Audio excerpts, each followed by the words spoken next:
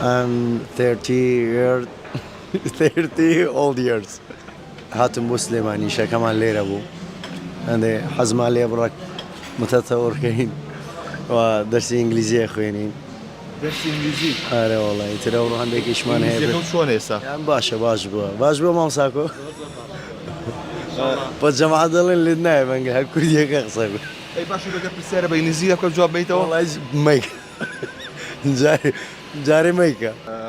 I want to know. Tell me your age. How old are you? I'm 30 years 30 old years. My favorite food is dolman. بس استا لقل كاك هردي سلامي خريجي كليبيكين فيديو كليبيكين ان شاء الله بزاروي سوراني باديني اما محاولة دكين دائما اما جنجكاني مثلا بادينا ونصوران هنركي فيكو يعني ميكسكي جواني بو بكين بوي ما مثلا بتواني زيادة خدمته هنري خو بكين زیاتر خلکی ما گویدات موسیقی کردواری پروفشنال گویدات زاراوی سورانی با حتی گویدات ترکی و فارسی و آوانه گویدات بادینی کی بادینی کان گویدان سورانی کی دی بو ایج دکین ولی قال که کردی خریگی کلیپ کم ان شاء الله كان بيج باديني بنياز قرين بلا والله ري والله يجب باديني الله منش بسوراني الله من بسوراني مو جو باديني الله وضعي شلون لقى باديني كيا او والله هي الشرة بس ان شاء الله باش والله مخون له لير قوربوم يتر سوراني كباش قصا كم زماني هوليري وانا يرجع خريكه باشا بي بس من براي من هنرمند بي بو باديني وسوراني يجب لا خدمات يعني هنري ولا خدمات زاراوي باديني وسوراني دابي نبي لا منطقه خوب بس خواست يعني لساتش قراني زياد خلج سليماني كيبو حفله والله حزيان لو لستايلي خومه يعني حزيان لي بين بحوارك او شاي ودعوته هيك مو بزاراوي خومو يتر بس سورانيا كجليم لبردليوان مثلا من زماني بلين مسيحيان نازانم بس زور دشم بجاري حفله كان عندك لبروي كأزانم دليان بيخوش دوسي قراني مسيحي جليم لنا حفله بس زاراوي وان بزماني وان خريكي إشيكي بروفيشنال إنه وبخوش ما أماده كاري بو فيديو كليبك كم بخومة تانية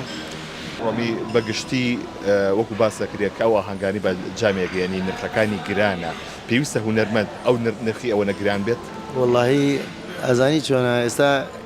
كابرا قديش وتهلي كي بينجستيرا حاج زكاة 2 كيلو زير ركري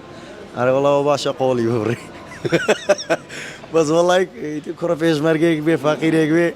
خوشتي بي أوان أو حسابي كتير لسرا بس بخوابو دولمند يعني مجالي تانية يسمى الفقير بقى شو بيرم بشن بوبكي والله يتيري وركي أو ستبلي من فقيرم من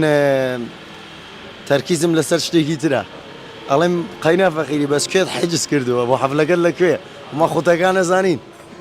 سكابرا يلا فقيري مالم كاكا مادام فقيري آوا تبرو ببا فلانة قاعة حفلة برادري من اللسر نايم مقصيان لقلقا ببا أوي تو تشند بي من أون اللي ورقرم زكاة هرزانتري هنكا كربيت باي شامبو لما ويا والله هرزانترين هنگ يعني هرزانترين هنگ والله $2000 مولد من توام بلم لما نجي كاسير روجناتشم بو حفلة يا زور حفلة ما باديني أجي هيجي ل 5-6 ساعات كم ترنية مال الساعة 6 ودز بحفلة كان تايكي شو دوانزوني شو بردوام يتر أو ساعتي كنا خواردنا قوراني نالي أما باديني زور حزمان لشاية بس ويتو بس في انتحارية بخوا انتحارية والله كاكا زور زحمة خوتان لينا دان ما فيلا قلي أوم هي جنجا كان من زور جال الروية أو دبينم ك مثلا شوازي در برين قصة كان يان جوانية برامبر مشهورة كان يان كدلهم مشهورة كان يعني حتى لما مستواني آينيش مثلا قصي ناشرين و قصي مثلا ملين ناريك دا كانوا أو تشتاني هوادارم يعني كرد پرور بن بو يكدو زور دلسوز بن بيگانه پرس نبن خاکا خو خوش بید گنج خو خوش بید هنرمند خو خوش بید مامستای خو آینی خوش بید عالم خو خوش بید مامستای خو خوش بید قدری دای کو به خو بزانید او تشتانه که یاسای عشیرت و شیراز عائلی او یاسانه پیرو بکت جبه بکت بوی هر بجوانی ببینید و اولات یعنی کلتوره به زور جوانه عادەت و تەقالیدی کووردا زۆر جوانە ومێدەوارم یعنی لە ڕووی جلوبەرگیشەوە لە هەموو شتێکەوە یعنی کوردایەتیان تێدا هەر ببینێتن.